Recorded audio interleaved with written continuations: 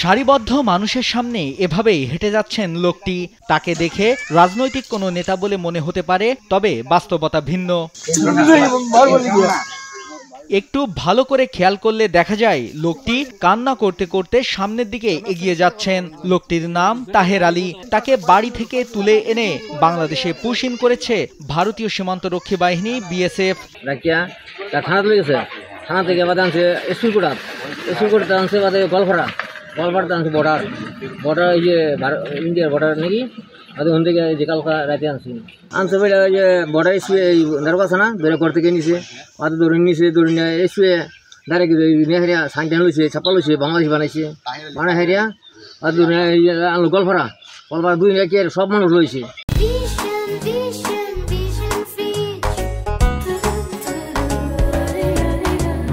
লালমনিরহাটের হাতিবান্ধা সীমান্তে স্থানীয়দের হাতে ধরা পড়ার পরই তাহের জানান তার বাড়ি ভারতের আসাম প্রদেশের নওগাঁও জেলার উলননি থানার গড়ইমারি এলাকায়। সেখানে তার স্ত্রী সন্তান আছে। স্থানীয়দের মাধ্যমে তিনি কথা বলেন ভারতে থাকা ছেলের সঙ্গেও।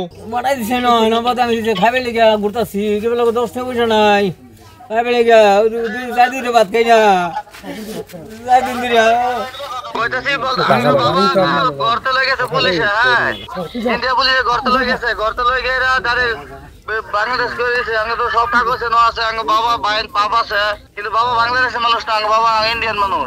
শুধু তাহের আলী না, হাতিবান্ধা উপজেলার সীমান্ত দিয়ে শিশুসহ অন্তত 25 জন নারী পুরুষকে পুশিনের চেষ্টা চালিয়েছে ভারতীয় সীমান্তরক্ষী বাহিনী বিএসএফ। তবে বিজিবি ও স্থানীয় গ্রামবাসীদের বাধায় তারা এখন অবস্থান করছে কাঁটাতারের বেড়ার ওপারে ভারতীয় অংশে। এ ঘটনায় সীমান্তে উত্তেজনা বিরাজ করছে। আমাদের আমদুল এলাকার সীমানা দিয়ে ভারত থেকে 12 জন সদস্য রেফার করে যায়। তৎক্ষণিক আমরা জানতে পারি বাংলাদেশের বিএসএফের কাছে খবর দেওয়ার কারণে তারা আমাদের সঙ্গে আসে, তাদেরকে আটক করে। বিএসএফ অনেক অত্যাচারী করে, আমাদের সাধারণ পাবলিককে ধাওয়া করে, তারা হুমকি ধমকি দেয়, সর্বোচ্চ ফায়ার করার মতো চেষ্টা করে। এমন পর্যায়ে হয়ে গেছে আমরা মানে ক্ষেতের কাছে যাইতেই পারি না। আসলে কি অত্যাচার করে, মনে করেন পিটিয়ে নিয়ে যায়, কাছে করে দেয়, গুলি করে দেয়।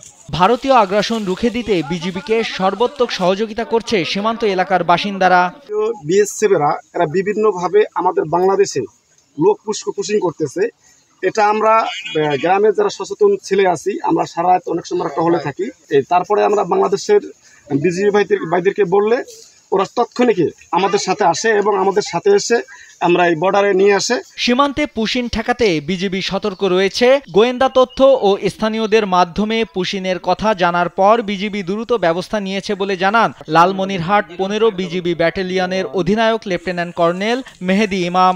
এলাকায় মাইকিং করা হয়েছে, জনপ্রতিনিধি স্থানীয় প্রশাসনের মাধ্যমে আমরা এলাকার জনগণকে সতর্ক করে দিয়েছে যে এলাকায় কোনোভাবেই অপরিচিত লোক এবং কোনোভাবেই যারা পরিচিত নয় দেখা মাত্রই তাদেরকে চ্যালেঞ্জ করা এবং সীমান্তে নজর রাখার সাথে সাথে বিজিবিকে খবর দেওয়া।